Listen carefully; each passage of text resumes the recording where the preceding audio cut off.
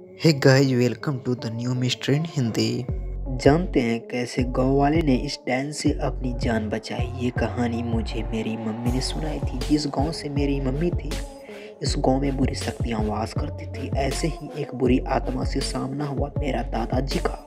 खुले बाल और सफ़ेद भयानक चेहरे वाली चुड़ैल। ठंड का मौसम था, शहर में घना कोहरा छाया हुआ था।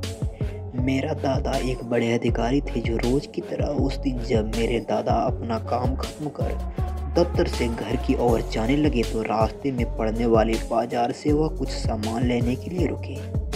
उनके बाकी साथी आगे चले गए और वे पीछे छूट गए।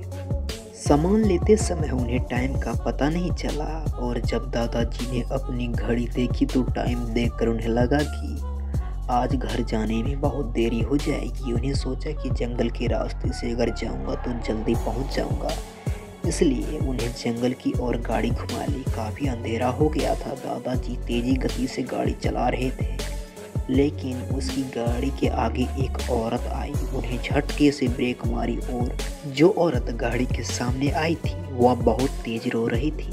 दादाजी को लगा कि वह जरूर किसी मजदूर की पत्नी होगी जो रास्ता भटक गई है। रास्ता सुनसान होने के कारण उन्हें सोचा कि इस महिला की मदद की जाए। उन्होंने उस औरत से पूछा कि वह यहाँ अकेले क्या कर रही है।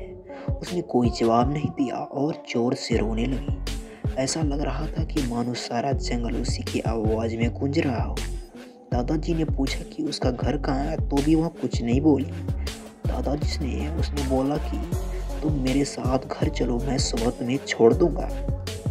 वह दादाजी के साथ चलने के लिए तैयार हो गई। गाड़ी के पीछे वाली सीट पर बैठ गई। रीति रिवाज के कारण उसने अपने सिर पर घूंघट डाल रखा था, जिसकी वजह से उसका चेहरा छिपा हुआ था। गाड़ी पर सब दादाजी का इंतजार कर रहे थे। जैसे ही गाड़ी की आवाज़ आई, सब भागकर इकट्ठा हो गए। जब उस महिला के बारे में घर में पूछा गया तो दादाजी ने सारी कहानी बताई। दादाजी ने कहा खाना यही बना देगी, लेकिन मेरी मम्मी को उस महिला पर शक हो गया था। उन्हें लगा कि यह कोई चोर है जो घर का सामान चुरा कर भाग जाएगी। मम्मी ने उसे रसोई में जाकर खाना बनाने के लिए कहा। वो बिना कोई जवाब दिए वहाँ से चली गई। रसोई में से जब अजीब से अजीब आवाज़ आने लगी, रसोई का सारा सामान रखवा कर मेरी मम्मी ने उसे कहा कि सब भूखे हैं, इसलिए जल्दी खाना बना दे। उसे रसोई में तो भेज दिया, लेकिन मेरी मम्मी का मन अभी भी शांत नहीं हुआ। वह 15 मिनट बाद मम्मी रसोई में पहुंची तो अभी वह थैले से ही मछली निकाल रही थी। यह देखकर मम्मी को गुस्सा आ गया। उन्होंने उससे बोला कि तुम अभी तक खाना बनाने का शुरू भी नहीं किया है, कब बनेगा और हम लोग कब खाएंगे। उस महिला का चेहरा अभी भी ढका हुआ था, इसलिए किसी ने उसका चेहरा नहीं देखा। मम्मी उसका चेहरा देखने की कोशिश भी की, लेकिन उन्हें इसकी झलक भी नहीं दिखाई दी। मम्मी ने कहा कोई ज़रूरत हो तो बुला लेना, फिर भी वह कुछ नहीं बोले। उन्हें लगा कि शायद अनजान लोगों से डर रही होगी। मम्मी रसोई में चली गई, लेकिन जब 15 मिनट बाद फिर वापस आई तो रसोई का दृश्य देखकर मम्मी भी डर गई। उसके पैर जैसे वहीं जम गए। उनके गले में आवाज़ नहीं निकल रही थी। उन्होंने देखा वह औरत रसोई के स्प्लेस पर बैठकर कच्ची मछलियां खा रही थी। उसके सिर का घूंघट भी उतरा हुआ था। उसका चेहरा बेहद ही खौफनाक था। बाल बहुत बड़े और नाखून एकदम काले। वह मछली खाने में मगन थी, इसलिए उसका ध्यान मम्मी पर नहीं पड़ा। मम्मी भी चिल्लाई नहीं कि वह कहीं और ज़्यादा खतरनाक ना हो जाए। मम्मी ने एक थाल उठाया और चूल्हे से जलता हुआ कोयला उठाकर उसकी तरफ दौड़ी।